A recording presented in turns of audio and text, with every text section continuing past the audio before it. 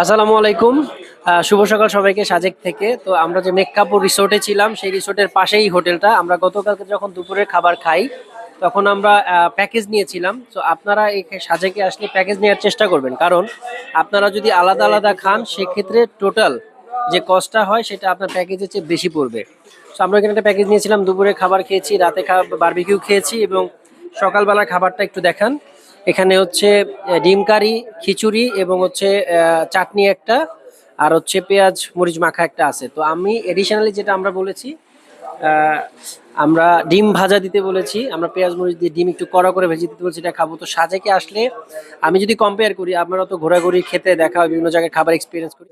এই হচ্ছে ডিম ভাজা চলে আসছে, যেটা বলতেছিলাম, মানে ready, already ready to go. তো এখানকার খাবার কোয়ালিটি খুব ভালো সাজেকে।